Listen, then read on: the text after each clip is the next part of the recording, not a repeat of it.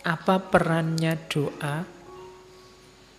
Pak, saya kan bisa berharap macam-macam, nanti ditambahi doa kan beres. Enggak, doa itu pendukung, penguat. Usaha itu yang mewujudkan. Kenapa harus ditambahi doa? Ini sebenarnya kajian psikologi agama. Karena manusia itu punya ciri terbatas. Kemampuan pengetahuannya terbatas, kemampuan pengalamannya terbatas, kemampuan dirinya terbatas. Yang kedua, manusia itu labil. Katanya A, besok itu. Kalau ditanya siapa favoritmu? Saya favorit yang itu loh Pak. Nanti besok ganti itu. Oh ganti Pak, saya favoritnya yang itu. Jadi idolamu kan terus macam-macam jadi banyak. Kita ini sering labil, berubah-ubah terus. Orang mau apa, maunya kamu ke sana. Sekarang kemarin kamu cita-citamu jadi guru, dosen. Sekarang IT-nya canggih, oh saya ingin jadi YouTuber Pak sekarang Pak. Terus IT-nya, itu kan labil, berubah-ubah terus. Itu manusia. Jadi dia terbatas, lemah, labil, kemudian langka. Langka itu dia berhadapan dengan kematian. Dia tidak ada terus. Dan ini hubungannya nanti sama Tuhan. Makanya orang perlu berdoa. Manusia tidak bisa ngontrol perbuatannya sampai akhir. Yang saya bisa itu cuma minum.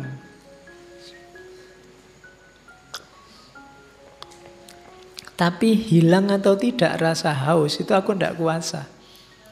Aku hanya pasrah pada mekanisme tubuhku yang itu ya kontrolnya langsung sama Allah. Kalau Allah ngasih rasa puas, legalah aku dan tidak pengen minum lagi. Makanya ada orang sudah minum banyak masih haus. Karena itu yang nanti oleh Ghazali diadopsi jadi konsep teologinya bahwa sebab akibat itu tidak ada. Yang ada sekuen-sekuen peristiwa yang penentunya Allah. Jadi doa itu adanya di situ. Ternyata kita tidak kuasa 100% atas usaha kita. Maka kita perlu berdoa, minta pada yang maha kuasa. Gunanya dua, selain minta mengabulkan keinginan kita, juga sebagai sandaran atas kelemahan kita. Tadi di depan ada teori bahwa harapan itu paradok. Tapi kalau ditambah doa, paradoknya bisa hilang. Kenapa? Kalau harapan tidak terpenuhi, bagi yang punya Tuhan gampang. Tuhan belum mengizinkan. Kamu bisa bersandar ke sana. Kita menginginkan, tapi kalau Allah punya keinginan yang berbeda, yang terwujud pasti keinginannya Allah juga. Kalau yang beragama punya sandaran. Jadi bisa mengatasi tadi paradok harapan. Jadi harapan hubungannya sama usaha plus doa. Itu makanya Allah itu sangat sayang pada kita. Bahkan untuk berdoa pun kita dikasih momen minimal sehari 5 kali. Dan boleh kamu tambah sebanyak apapun kamu mau untuk bertemu dan meminta. Bahkan Allah yang merintahmu untuk berdoa, kan harusnya kamu yang berinisiatif berdoa. Tapi ud'uni astajib lakum, berdoalah pasti tak jawab. Nah itu kan yang maha kuasa yang mengundangmu untuk berdoa. Karena Allah ngerti benar situasi konkret kehidupan kita, yang tanpa dia kita tidak ada apa-apanya. Oke, sekarang masuk ke tadi makom. Makom tasawuf ya, jangan dibayangkan makom-makom kuburan. Jadi di tasawuf itu ada konsep makomat. Konsep makomat itu tangga-tangga yang harus ditempuh untuk membuat kita dekat sama Allah. Nah, harapan yang kita bahas tadi yang di depan itu kan pandangannya para filosof-filosof. Kalau dalam dunia tasawuf, di dunia Islam, dia termasuk salah satu step namanya roja. Saya tidak tahu roja ini nanti diserap oleh bahasa Jawa terus jadi rujak apa enggak. Loh kan para wali itu kan sering gitu memasukkan istilah-istilah penting dalam agama, ada dalam makanan, di nama desa, nama apa itu. Kemungkinan juga begitu. Jadi rujaan itu berarti mari kita saling berharap. Makomnya makom rojak. Cuma berharapnya pada Allah. Saya ambil definisinya rojak dari Ghazali ya. Rojak itu katanya Ghazali optimis memperoleh karunia dan nikmat dari Allah yang disediakan untuk hambanya.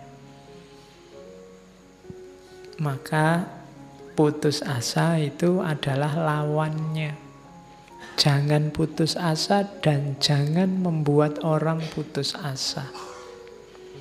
Putus asa aja tidak boleh untuk dirimu sendiri, apalagi membuat orang putus asa. Contohnya membuat orang putus asa itu yang sekarang banyak terjadi kan, menyesat-nyesatkan orang, mengkafir-kafirkan orang. Itu salah satu bentuk membuat orang putus asa. Ya kalau kamu dikafir-kafirkan kamu cengengesan saja. Tapi orang tertentu, wah sampean kafir, itu bisa shock luar biasa dia. Bisa putus asa dia dari rahmatnya Allah. Oh berarti selama ini aku murtad, aku kafir, itu bisa. Itu kan membuat orang putus asa. Yo kalau kamu sih tidak masalah dikafir-kafir ke yo. Paling kamu cengenges-cengenges wae.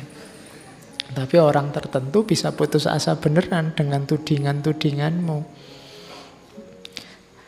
Jadi jangan membuat orang putus asa. Kenapa? Harus selalu optimis. Cara mengingatkan, kalau mungkin engkau mengingatkan saudaramu, ya cara mengingatkannya jangan begitu. Jangan sampai blunder. Karena kalau membuat orang putus asa berarti sama dengan membuat orang terjerumus pada kekafiran. Jadi ketika engkau menyesatkan orang, jangan-jangan engkau yang membuat dia jadi kafir. Membuat orang putus asa karena barang siapa putus asa termasuk orang kafir. Rojaklah dalam agama. Allah itu sayang kok sama kita. Dengan itu terus kita kan jadi semangat. Dosa kecil dikit-dikit insya Allah diampuni kalau kita tobat beneran. Jadi semangat. Bayangkan kalau kamu diancam, dosa itu kamu 40 tahun ibadahmu gak diterima. Puyeng kan kamu, aduh. Sekarang masih usia 23 Pak, 40 tahun defisitnya masih lama itu. Gantinya gimana itu kan ya. Kamu kehilangan harapan akhirnya. Daripada gitu, daripada ibadah nggak diterima, sisan rasa ibadah, Pak. Bisa jadi begitu kan? Maka jangan buat orang putus asa. Buat orang semangat. Nggak apa-apa sampean. Insya Allah kalau tobatnya beneran diterima oleh Allah, teruskan aja. Itu kan membuat orang semangat, ngasih harapan. Nah, ciri-cirinya harapan itu katanya Ibnul Qayyim, cinta pada yang diharapkan, takut harapannya hilang, dan berusaha mencapai apa yang diharapkan. Kenapa ciri-cirinya ini? Karena rojak itu objek harapan tertinggi adalah Allah. Jadi makanya dia makom untuk mendekat ke Allah. Salah satu makomnya rojak. Kalau di Ibnu Athaillah, rojak itu makom nomor 5, kalau tidak 6. Yang pertama tobat, yang kedua zuhud, terus sabar, dan seterusnya. Nah, keutamaannya rojak adalah orang semangat melakukan ketaatan, ringan beribadah. Kemudian cinta pada Allah. Kenapa? Apa hubungannya rojak sama cinta? Karena orang cinta saja yang penuh harapan. Orang berharap itu kan berarti dia ingin dekat. Dan kedekatan itu salah satu ciri-ciri dari cinta. Jadi orang paling dekat dengan Allah itu adalah orang yang dicintai oleh Allah. Cinta itu muncul dari harapan. Orang yang mencintai atau orang yang dicintai, di situ pasti ada harapan-harapan.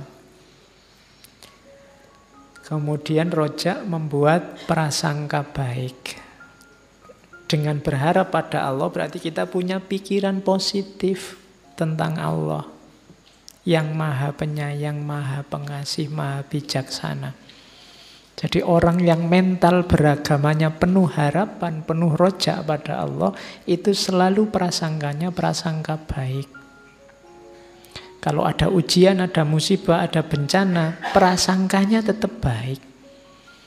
Wah, Allah ini mengingatkan kita, Allah ini masih sayang loh sama kita, sekali-sekali kita diingatkan biar itu. Bukan prasangka buruk. Prasangka buruk itu, wah ini Allah tersinggung sama kita, marah nih sama kita diazab terus nih sekarang. Itu prasangka buruk namanya sama Allah. Kita harus berprasangka baik sama Allah. Oke. Jenisnya rojak ada 3. Ada rojaknya orang awam, rojaknya orang khawas, rojaknya orang khawasul khawas. Orang awam mudah bisa ditebak, nyari pahala. Nanti kita dapat surga, dapat bidadari, di sana ada ribuan bidadari yang bisa dipakai anytime. Kemudian mau makan apa saja boleh, mau habis pahala. Tidak apa-apa, sah. Saya sering menganalogikan pahala itu kan kayak anak kecil sama orang tuanya. Barang siapa belajar malam ini, besok pagi tak beliin KFC ya. Nah, itu kan anaknya semangat belajar. Bayangannya dapat KFC-nya. Tapi tidak masalah.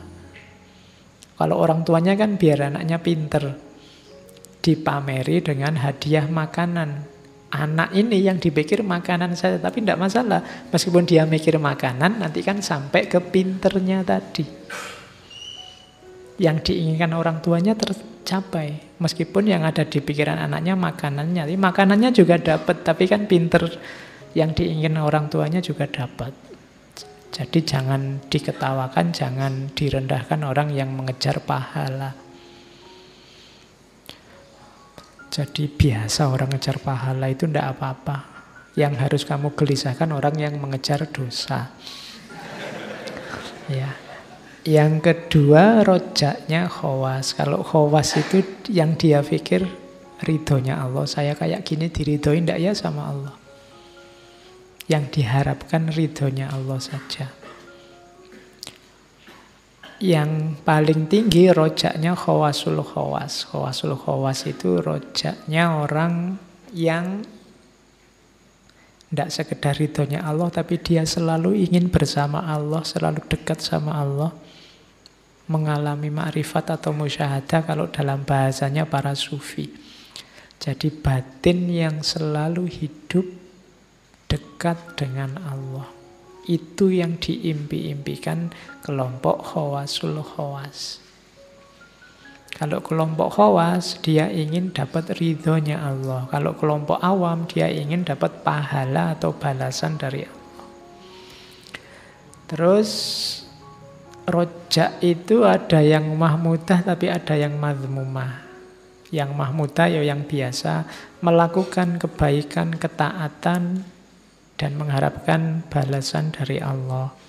Atau orang yang melakukan dosa tapi terus bertobat, mengharapkan ampunan Allah, itu rojak yang mahmudah, terpuji. Ada rojak yang mazmumah. Orang rojak yang mazmumah itu tercela. Ia ini berharap pada Allah tapi dosanya nggak berhenti-berhenti. Saya curang, saya korupsi, ndak apa-apa. Allah pasti mengampuni, Allah Maha Pengampun kok. Saya itu terus, ndak ada tobatnya. Itu namanya rojak yang mazmumah. Tenang aja, ndak apa-apa. Allah itu Maha Pengampun. Kita salah kayak gini, nanti diampuni. Terus saja ndak apa-apa. Itu mazmumah. Jadi ndak boleh.